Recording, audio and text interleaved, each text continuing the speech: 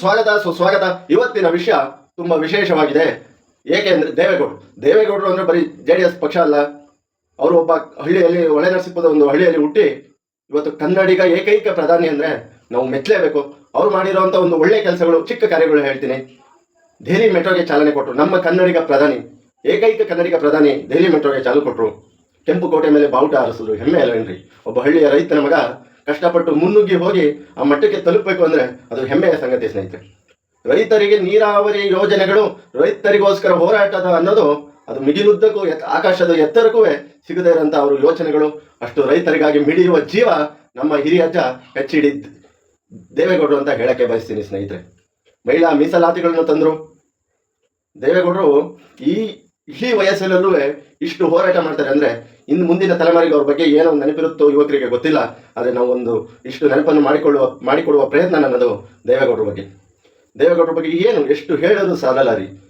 ಅವರ ಒಂದು ಹೋರಾಟದ ಕಥೆಗಳು, ಅವರ ಒಂದು ಅಧಿಕಾರಕ್ಕೆ ಕೆಲವೇ ದಿನಗಳು, ನಾವು ತಿಳಿದಂತೆ ಕೇಳ್ಪಟ್ಟಂತೆ ಅಧಿಕಾರದಲ್ಲಿ ಕೆಲವೇ ವರ್ಷಗಳು, 1 ವರ್ಷನೋ 1.25 ವರ್ಷನೋ ಏನೋ ಒಟ್ಟಾಗಿ ಅವರು ಅಧಿಕಾರ ಮಾಡಿದ್ದಂತೆ.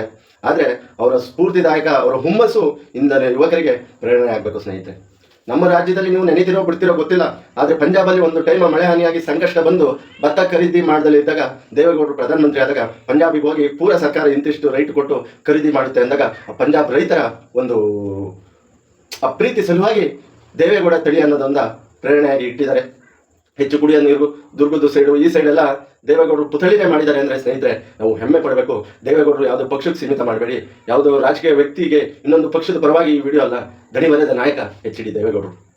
ಅವರು ಈಗಿನ ಮಾತುಗಳು, ಅವರ ಹುಮ್ಮಸ್ಸುಗಳು, ಈಗಲೂ ರೈತರ ಬಗ್ಗೆ ನೀರು ಕುಡಿಯಂತ ರಾಜ್ಯಸಭೆಯಲ್ಲಿ ಕೈ ಹಿಡಿದು ಬೇಡ ಕಣ್ಣೀರಾಗ್ತಾರೆ ಅಂದರೆ ಆ ವ್ಯಕ್ತಿ ಬಗ್ಗೆ ನಾವು ಏನು ಹೇಳಬೇಕು ಸ್ನೇಹಿತರೆ? ನಮ್ಮ ಕರ್ನಾಟಕದಲ್ಲಿ ಅಂಥ ವ್ಯಕ್ತಿಗಳ ಬಗ್ಗೆ ಒಂದು ಪಠ್ಯದಲ್ಲಿ ಒಂದು ಪುಸ್ತಕನೇ ಮಾಡಿದ್ರು ತಪ್ಪಿಲ್ಲ. ಎಮರ್ಜೆನ್ಸಿ ಟೈಮಲ್ಲಿ ಜೈಲೊಳಗಿದ್ರು, ಬಂದರು, ಹೋರಾಟ ಮಾಡಿದ್ರು. ಹೋರಾಟ ಜೀವ ಅದು ರೈತರಿಗೆ. ಈಗಲೂ ಬಂದು ಸ್ಟೇಜ್ ಮೇಲೆ ಕೂರ್ತಾರೆ ಅಂದರೆ ಸಾವಿರಾರು ಜನ, ಲಕ್ಷಾಂತರ ಜನ ಅವ್ರ ಮಾತು ಕೇಳೋಕ್ಕೆ ಕಾಯ್ತಾ ಇರ್ತಾರೆ. ಮೋದಿಯವರೇ ಸೆಲೆಕ್ಟ್ ಹೊಡೆದು ರಾಜಕೀಯ ಪಕ್ಷ ಯಾವುದೇ ಇರಲಿ, ದೇವೇಗೌಡರ ಜೀವನ ಒಂದು ಪ್ರಶಂಸಾ ಆಧಾರಿತ ಜೀವನ ಅಂತ ಹೇಳ್ತಾರೆ ಅಂದರೆ ನಾವು ಮೆಚ್ಚಲೇಬೇಕು ಸ್ನೇಹಿತರೆ.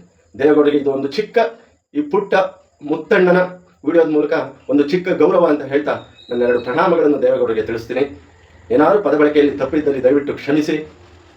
ನಿಮ್ಮ ಅಭಿಪ್ರಾಯಗಳನ್ನು ಕಮೆಂಟ್ ಮೂಲಕ ತಿಳಿಸಿ. ದಯವಿಟ್ಟು ಚಾನಲನ್ನು ಸಬ್ಸ್ಕ್ರೈಬ್ ಮಾಡಿ ಅಂತ ಹೇಳ್ತಾ ಕೊನೆಯದಾಗಿ ಹೇಳ್ತೀನಿ, ಕ್ರಿಕೆಟ್ ಆಡೋರಿಗೆ ಭಾರತ ರತ್ನ ಕೊಡ್ತೀರಾ, ಮತ್ತೆ ಯಾರಿಗೂ ಭಾರತ ರತ್ನ ಕೊಡ್ತೀರಾ?